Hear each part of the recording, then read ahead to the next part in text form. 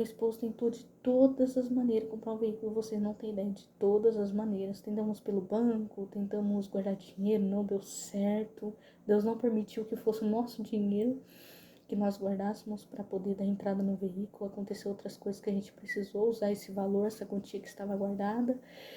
E nesse mesmo dia aconteceu que meu esposo foi olhar um carro, então era já Deus falando, para de colocar o dedo aonde eu não mandei você colocar, porque foi eu que prometi. Então, ali a gente tentou de todas as formas, a gente olhava e eu chorava, eu falava, Senhor, não acredito.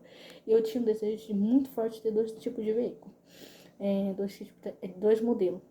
Mas não era vontade de Deus dar aqueles pra mim, porque eu creio que eu não teria condições de manter, né? Porque é um carro assim, que ele aparentemente é bom, mas eu creio que a manutenção dele deve ser muito cara e eu não teria condições.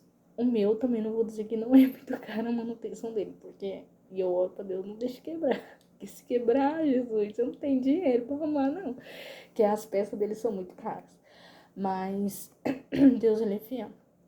Então, falando isso, né, que a gente pesquisou muito, foi atrás de muito, longe, perto, e a gente queria muito dentro da cidade. Pessoas opinaram, familiares opinaram, dizendo qual era o melhor pra gente, o mais simples era bom, só de não andar de a pé já tava ótimo, e que um Uno caberia no nosso orçamento, caberia no nosso bolso, e gente, Deus, Deus quando quer cumprir uma promessa, ele leva os preços dos carros mais simples. O Uno tava um absurdo na minha cidade, um absurdo. E eu não falo do Uno mais recente, o Uno mais antiguinho mesmo. Não que não seja uma benção, porque eu já andei muito de Uno. No começo do meu namoro, meu esposo, o pai dele tinha um Uno e a gente usou bastante ele. Mas... E as pessoas declaravam que eu não ia viajar. Falava assim, você pode pegar um carro mais simples, um carro mais assim... De ficar passeando pra lá e pra cá, assim, dentro da cidade. Porque você nem vai sair daqui mesmo. Mas Deus, ele é lindo e ele não se rotula no que o homem fala. Ele cumpre aquilo que ele realmente prometeu, não que as pessoas falam. Então as pessoas sim tentavam nos diminuir, tentavam colocar o dedo no meio, e Deus sempre tirando de perto, porque Deus não queria que a gente desse ouvido às outras opiniões, mas somente a dele, escutasse a voz dele, a voz do Espírito Santo. Então, nas últimas 2 semanas, antes de acontecer a vitória, eu estava meio que cochilando no período quase da noite, e meu celular começou a tocar desesperadamente, e as pessoas atrás de mim, e minha mãe veio relatar que meu primo queria vender um carro para mim, desesperado, muito desesperado. E eu já estava sentindo que dentro daquelas 2 semanas algo ia acontecer assim, surpreendentemente. Eu tinha certeza e convicção. E ele falava que ele queria tal valor no carro, mas a gente não tinha. Eu tinha esse valor, metade do valor para pegar do banco, mas não teria o restante, teria que parcelar e para mim sairia muito caro, sairia fora do meu orçamento, não conseguiria cumprir nem zelar com a promessa que ia fazer para ele. Ele insistiu muito, assim, muito mesmo, muito assim, eu não tô falando pouco, ele insistiu muito para mim ficar com o carro.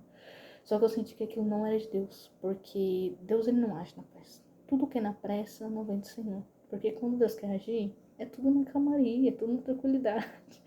Deus não age na pressa, gente. Aprende isso. Tudo que vem na pressa não é do Senhor. Porque antes de acontecer a bênção, o diabo, ele vem com pratos. Ele oferece pra gente não receber aquilo que Deus realmente prometeu. E ele queria fazer meio que um trâmite ali, falava que a gente pagaria pra ele, desse tal valor pra ele, e o resto a gente financiava por uma loja, e que ele queria que fosse eu, porque eu ia honrar compromisso, só que eu falei assim pra ele, não faz sentido, você pode vender pra qualquer outra pessoa do jeito que você tá pedindo, porque qualquer outra pessoa também teria que honrar com esse compromisso, porque estaria no nome dela. Na minha cabeça não fazia o menor sentido. Então eu realmente não quis ficar com o carro, porque a cor não batia do que foi prometido. E eu era muito assim, eu sou muito assim. Se Deus falar tal coisa pra mim, eu vou com aquela promessa até o fim, que eu sei, eu tenho certeza que foi aquilo. Deus tinha me prometido um carro prata com 4 portas, praticamente completo. A única coisa que no carro não tem é câmbio automático, do resto tem tudo. É uma benção. E Deus, ele é muito maravilhoso. Então eu me apeguei nessa promessa, que foi a irmã né, que Deus resolveu recolher, uma irmã muito querida, que foi ela que entregou a primeira revelação. E a nossa irmã foi como confirmação para minha vida. Então, passou, né? Essa semana que ele tinha desesperadamente, queria muito, eu conversei com ele, mandei um áudio pra ele, falei, não, realmente não tem como, não vou fazer esse compromisso com você, porque pode acontecer de eu não conseguir zelar por esse compromisso. Meu nome vai sujar na praça, vai sujar pra você, e eu não quero essa inimizade entre nós. Então eu deixei passar, não quis, falei, Senhor, não é. Não é. E fora outros que vieram também, tentaram oferecer pra gente, a pessoa desistia na última hora de vender porque não batia com o que Deus queria pra gente. E era um único que tentaram vender pra gente verde. Falei assim, não bate a cor, não bate, não bate, não bate, não foi isso que Deus prometeu. E eu continuei apegada na promessa. Apegada na promessa que Deus tinha feito. Então, eu fui passear na casa de uns parentes do meu esposo com ele. Fazia muito tempo que a gente não os via. E a gente ia na estradinha de casa, subindo, né, pra ir pro ponto, que era um pouco bem longe, pra andar com as crianças também, né, no colo.